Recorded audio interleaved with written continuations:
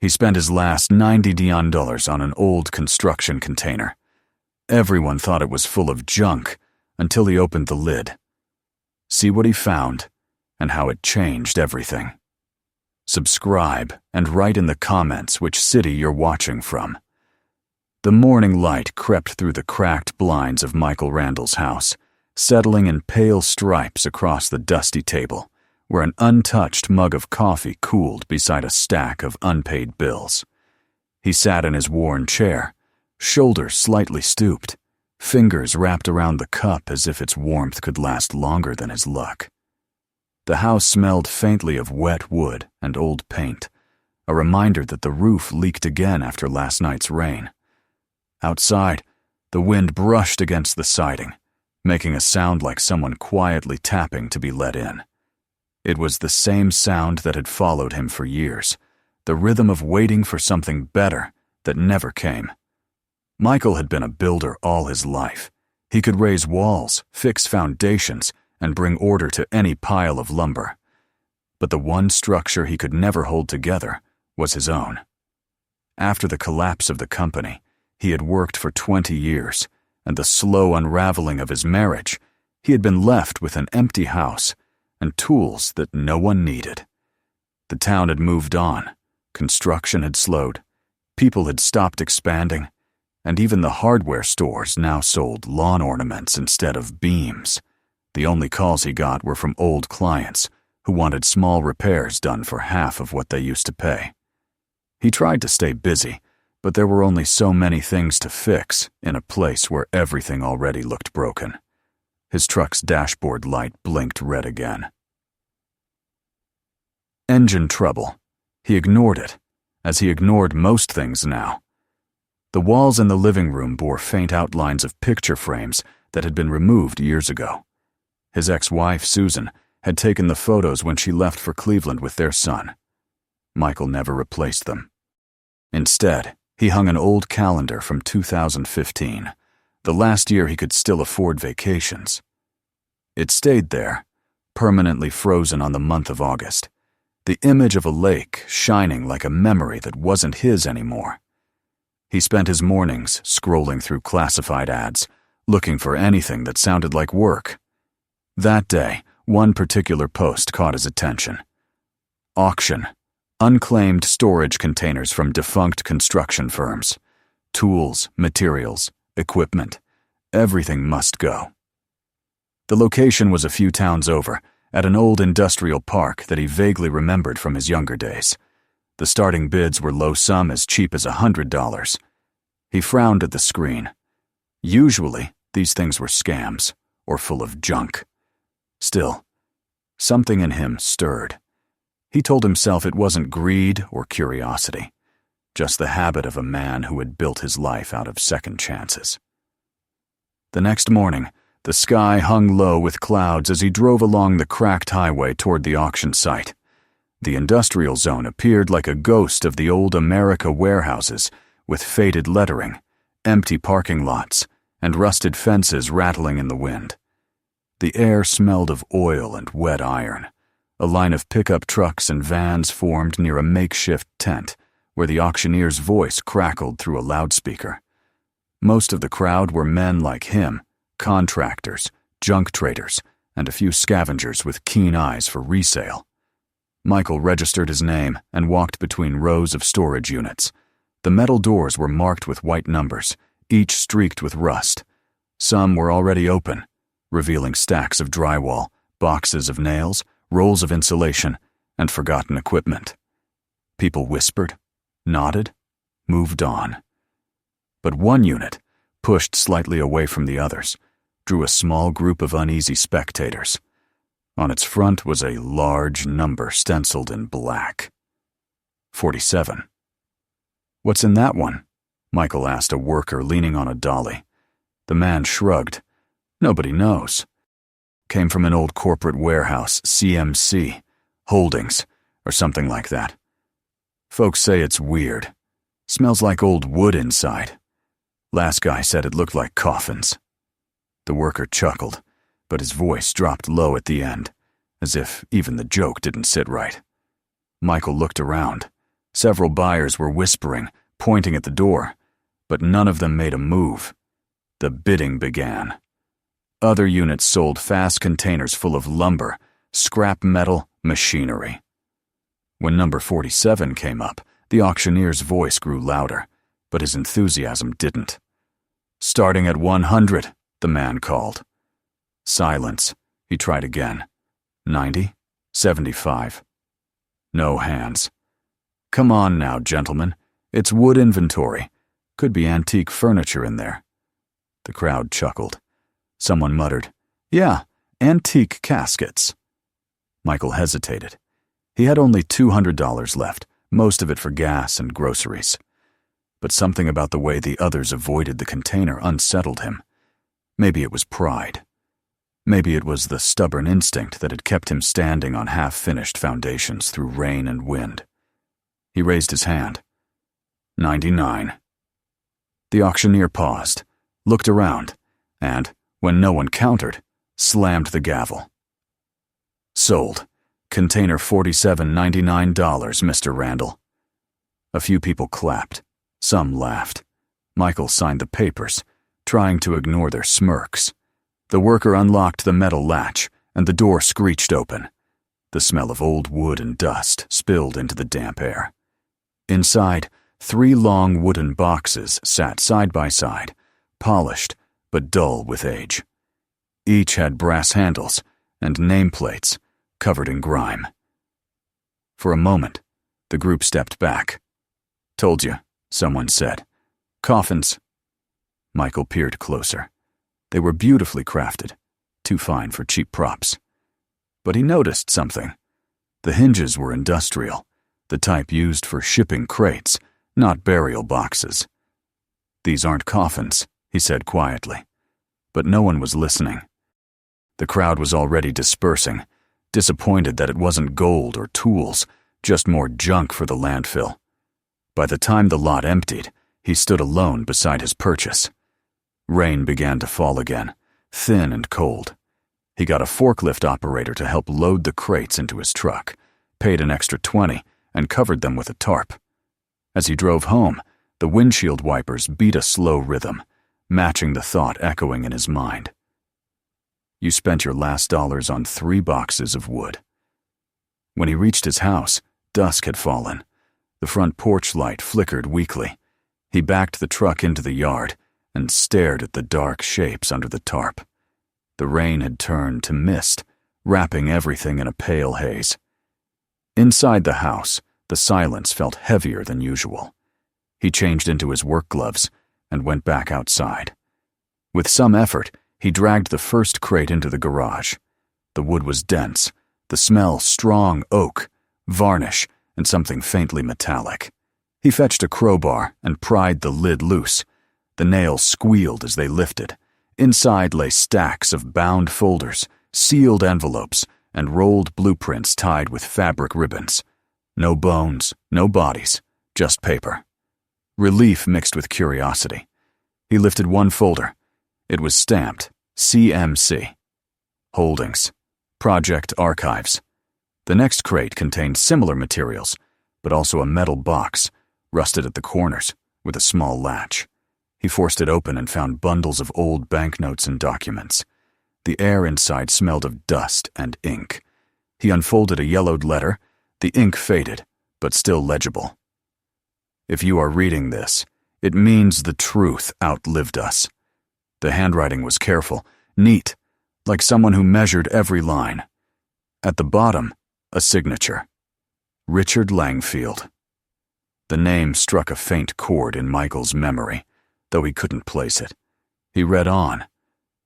They will try to bury everything, but what we built was meant to last, and what they destroyed must be remembered. Michael sat down on the cold garage floor, the rain tapping gently against the tin roof above him. He read through more papers, schematics, invoices, contracts, and a map labeled Project M12.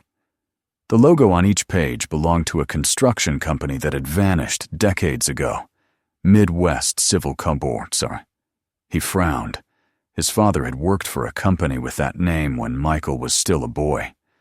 He remembered the day his father came home covered in soot, silent after the factory fire that ended everything. The company shut down, the workers were blamed, and their family lost almost everything. His father never spoke of it again.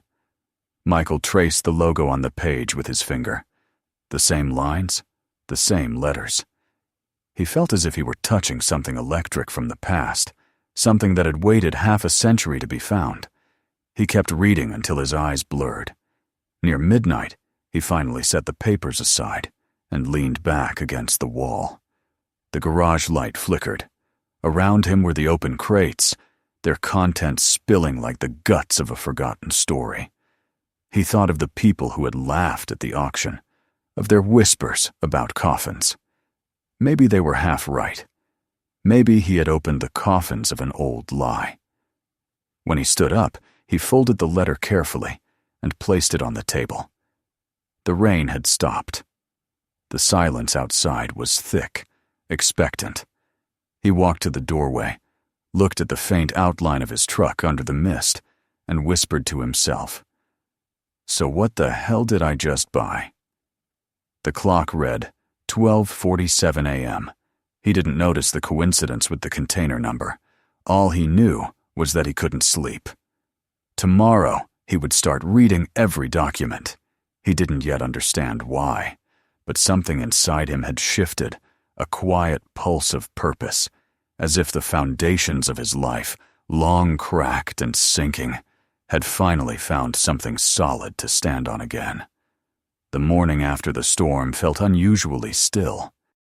The rain had left a faint silver sheen on the windows, and the world outside Michael's house seemed washed clean, though the quiet inside remained heavy. He stood in the doorway of his garage, staring at the open crates, as if expecting them to vanish in daylight. The papers lay scattered across the workbench, weighed down by a wrench to keep them from curling. His eyes were tired, but he couldn't stop thinking about the letter, about the neat signature Richard Langfield, and about how that name, half buried in memory, had begun to stir the dust of his past. He made a pot of coffee, black and bitter, then returned to the garage. Each page he unfolded felt like lifting a piece of buried history. Some were engineering notes, others letters written in pencil on lined paper. One thick folder was labeled M12. Inside were blueprints of a structure that seemed enormous, a hydroelectric dam, judging by the cross-sections and elevation drawings. The pages were dated between 1965 and 1968. There were also inspection reports, some signed by Langfield himself, but others bore unfamiliar signatures, executives, accountants, government officials. A pattern began to emerge. The more Michael read, the more the story unfolded like a wound reopening. Langfield had been the chief engineer on a major public project, funded through a state development initiative. The company, Midwest Civil Coordinator, had been awarded millions for construction, yet according to the logs, massive quantities of materials, cement, steel, rebar, had been listed as delivered when they never arrived. Langfield's notes told of meetings where he was told to round up figures and falsify safety tests. He had refused, then later wrote, "I fear my position will not last. They do not want builders. They want liars with steady hands." Michael rubbed his eyes. He had heard the outlines of this story before, told in fragments by his father after too many drinks, when regret made him speak of the dam that never held, of the fire that ended everything. The company blamed the workers for negligence, destroyed the records, and disappeared. His father had been one of those accused. That shame had followed their family for decades. Reading these documents now was like hearing his father's voice, vindicated after years of silence. He went inside and sat at the kitchen table, spreading the papers out in careful rows. The morning light shifted slowly across the surface as he traced his father's handwriting in one of the personnel lists. There it was. Randall Thomas, site supervisor. The realization came with a strange mix of pain and pride. His father hadn't imagined it. The fire, the bankruptcy, the disgrace. It had all been orchestrated. By afternoon, Michael's mind buzzed with thoughts. He pulled out another folder. Inside were receipts and ledgers, neatly recorded, showing transactions to shell companies registered in neighboring states. One document caught his eye, a list titled Retirement Settlements. Next to each name was a dollar amount and a status mark. Many were marked paid. A few were marked refused. At the bottom was Langfield's name, next to the word refused. Someone had scrawled in red pen, "Terminate contract. No further contact." Michael leaned back, the paper trembling in his hand. This was no coincidence. Langfield had turned down a bribe. The money he found in that tin box last night, the $60,000, it must have been part of what they offered him to stay quiet. Somehow, it never reached the man's hands. Instead, he had hidden it, along with the evidence, hoping someone one day would find it. He felt a chill. Outside, the wind picked up, brushing the leaves against the side of the house. The sound reminded him of distant whispers, like ghosts in conversation. But it wasn't ghosts he feared. It was the idea that this truth had been rotting here for 50 years, waiting for him, the son of one of the men they destroyed. By evening, he had filled a notebook with his own notes, mapping names and connections. He saw familiar surnames, some belonging to people still living in town. The grandson of one executive was now head of a large construction conglomerate. Another served on the local council. The same names that had profited from lies half a century ago were still powerful. The thought made his stomach tighten. He opened the tin box again and counted the bills. Old money, the kind banks would still accept if exchanged carefully. It would fix his truck, pay his taxes, maybe even save the house. His fingers lingered on the paper. It was the first time in years he had touched that much cash. The temptation felt like an ache in his chest. But the letter from Langfield lay beside it, weighted by a screwdriver. The words stared back at him. If you found this, act with conscience. He took a long breath and stood up. He couldn't spend that money yet, not until he knew everything. His father's story deserved more than a quiet debt paid off. It deserved an ending.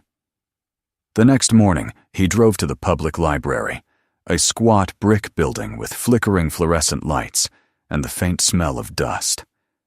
The librarian, a gray-haired woman with round glasses, helped him access the archives.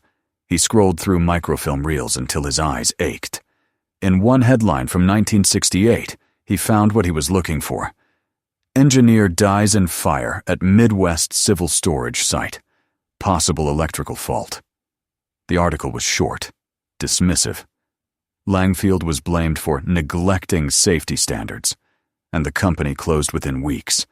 There were no follow-ups, no investigations. It was as if an entire chapter of history had been deliberately erased. But then, deeper in the reel, Michael found another story from a smaller paper. A brief note mentioning protests by former workers, claiming unpaid wages and stolen pensions. He recognized one of the protest leaders, Thomas Randall. The air in the library felt colder. He imagined his father standing outside the courthouse with a small group of men holding signs, shouting for justice that never came. He wondered how those men felt, branded as failures, their reputations crushed by a corporation's lies.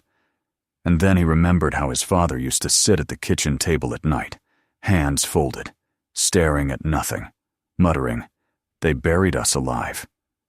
By dusk, Michael returned home with photocopies of every relevant article. He pinned them to the wall in his garage, creating a collage of paper ghosts, each clipping connected to another by thread or scribbled note. It looked like the inside of an investigator's office, though all he wanted was truth, not revenge. That night, unable to sleep, he read more of Langfield's journals. One entry stood out, written just days before the fire. "I'm being watched. They've sent men to monitor deliveries. If I disappear, it won't be by accident. The truth is stored at the West Wing under Lock 12A. Whoever finds it, remember, this was built for people, not profit." Michael's pulse quickened. The words, Lock 12A, stirred something in him. He remembered his father once mentioning the west hangar of the plant, where they kept construction molds and records. That hangar still stood, abandoned for decades at the edge of town. He decided he had to see it. He barely slept. At dawn, he packed a flashlight, gloves, and a crowbar, then drove his old pickup through mist that clung to the fields like memory. The industrial road was cracked and overtaken by weeds. When he reached the old site, a rusted chain hung loosely over the entrance. The factory loomed against the sky, windows shattered, walls covered in ivy. It felt like walking into his own childhood nightmare. Inside, the air was thick with dust, and the smell of oil long soaked into the floor. Broken machines lay silent. His boots echoed against the concrete. In the far corner, near a wall marked West Wing, he found a row of lockers, each with faded numbers. Most were empty, but 112A was welded shut. The metal was weak, corroded.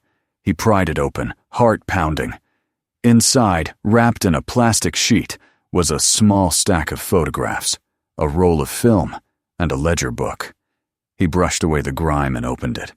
It contained payroll lists, construction logs, and shipping manifests, each one showing falsified quantities, fake deliveries, and payments to front companies. It was proof, undeniable. The last page bore Langfield's signature and a date, the day before the fire. Michael sank to his knees, the flashlight trembling in his hand. This was it, the evidence that could clear his father's name, the truth buried under 50 years of silence. As he drove home with the documents beside him, the horizon burned gold with sunrise. The world looked new, but he felt the weight of old ghosts riding in the passenger seat. The temptation to use the money still lingered, whispering that he could fix his life quietly and move on. Yet, deep down, he knew he couldn't unsee what he'd found. Back in his garage, he laid everything out carefully, the letters, the photos, the ledgers. He stared at them for a long time, the morning light spreading across the table.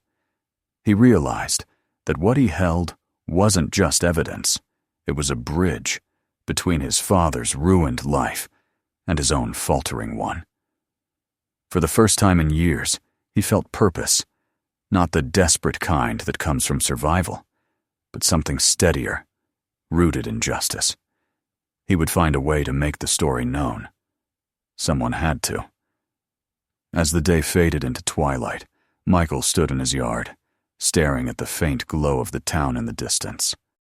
The ghosts of the past no longer frightened him. They stood beside him now, silent but watching. The wind moved through the trees with the sound of shifting pages. He whispered into the dusk, "I'll tell them, Dad. I promise."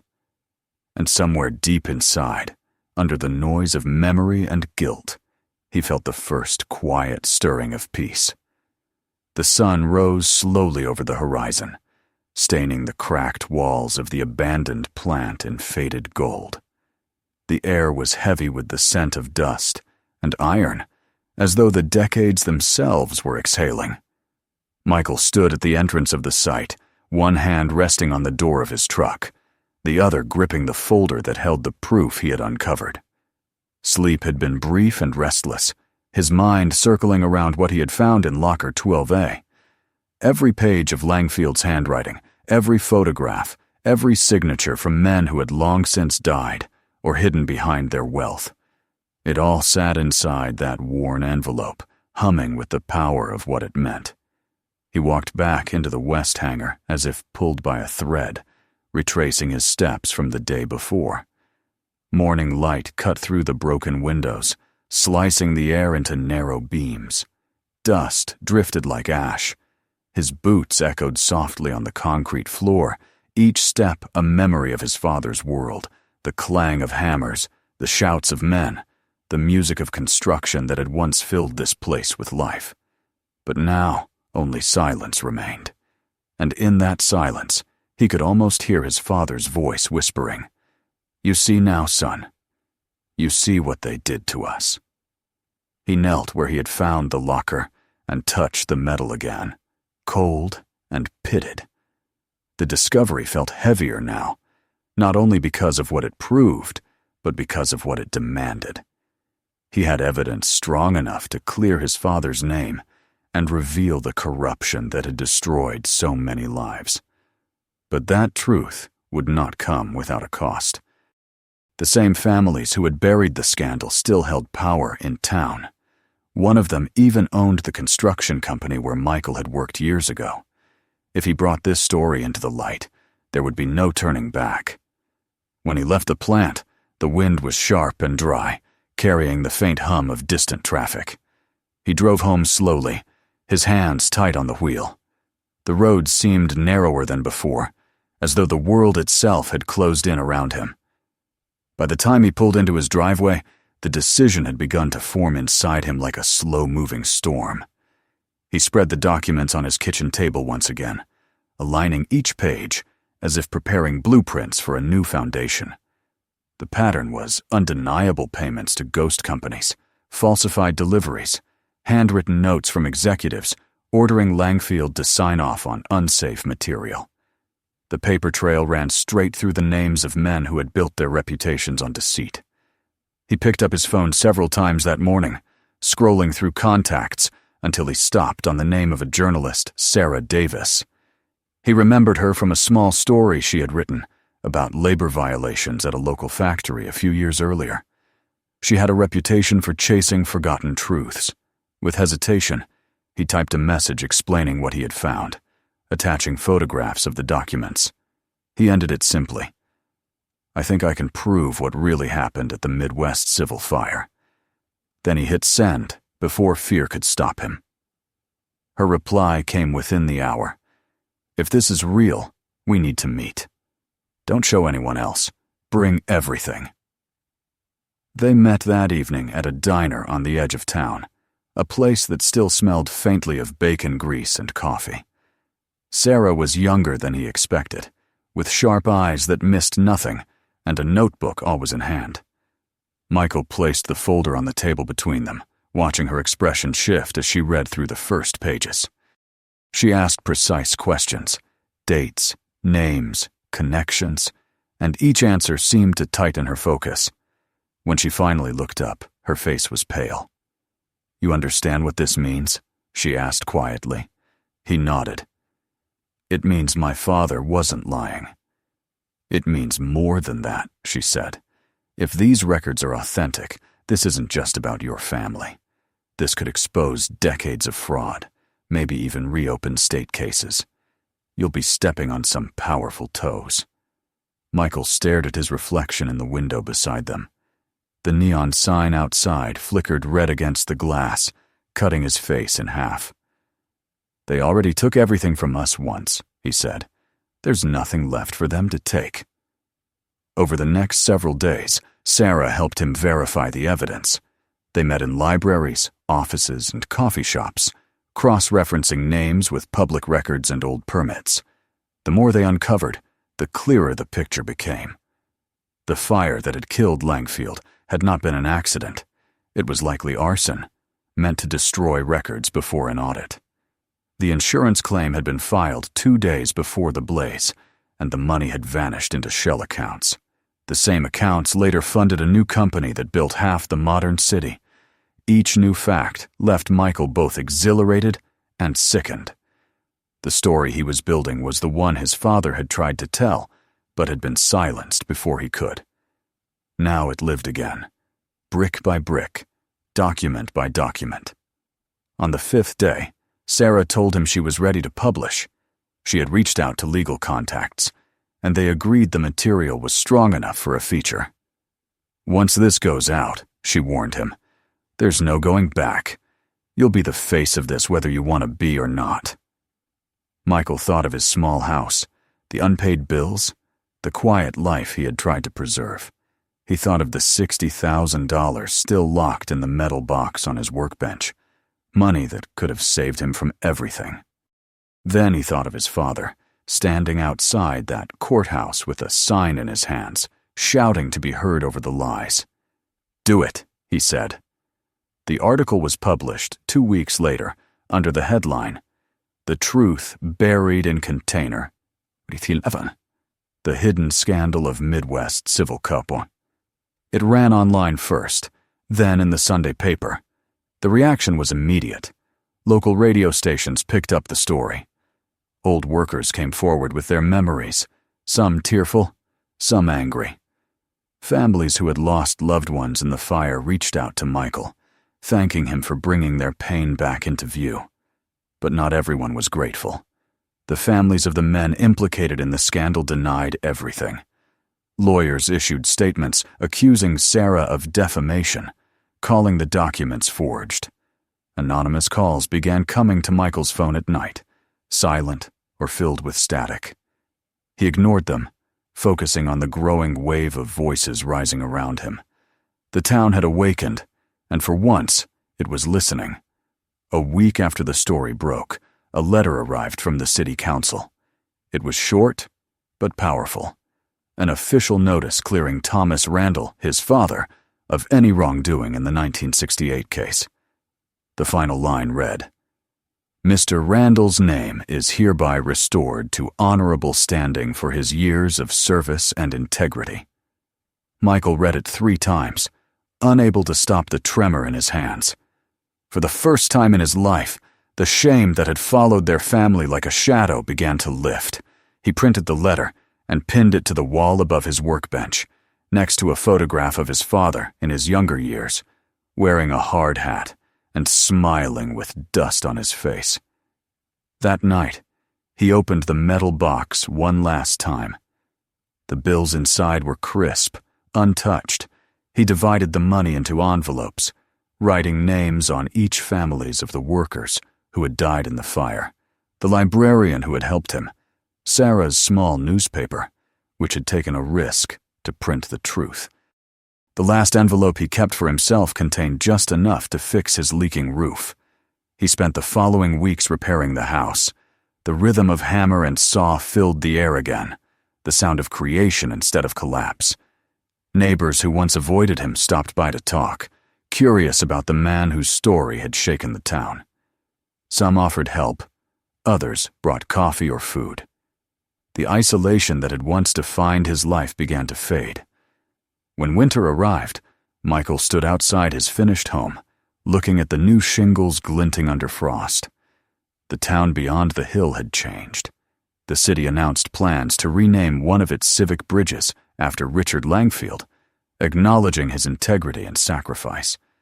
There was even talk of a memorial for the workers lost in the fire. Justice, slow and uneven, had finally begun to move. That evening, as snow began to fall, Michael returned to the garage. The 3 crates still stood there, though now empty. Their purpose had been fulfilled. He closed the lid of the last one gently and ran his fingers over the rough wood. Then he picked up a small brass plate he had made at the workshop downtown. He nailed it to the crate and stepped back to read the engraving, "For those who built honestly." He sat on the stool beside it for a long time, listening to the faint sound of wind outside.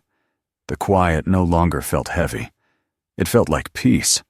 The ghosts of the past, the weight of the lies, and the ache of years without answers, all of it seemed to settle around him, not as burden, but as belonging. In the distance, he heard the train whistle echo across the valley, just as it had when he was a boy. He closed his eyes and imagined his father standing beside him, watching the world finally acknowledge the truth. For a moment, the decades between them disappeared. When he opened his eyes again, the light from the single bulb overhead shone on the brass plate, catching the letters in a soft gleam. He smiled, a small, quiet smile, the kind that comes only when something inside you has been rebuilt from the ground up. The container he bought for $99 had given him more than answers. It had given him back his name, his purpose, and the peace that only truth can build. And as he turned off the light and stepped outside into the snowfall, the night seemed brighter than it had in years, the sky wide open above a man who finally knew what it meant to stand on solid ground. If you enjoyed this story, make sure to subscribe so you don't miss what's coming next. There are plenty more stories waiting for you on the channel. Go check them out after this one. And if this video moved you, share it with someone who'd appreciate it too.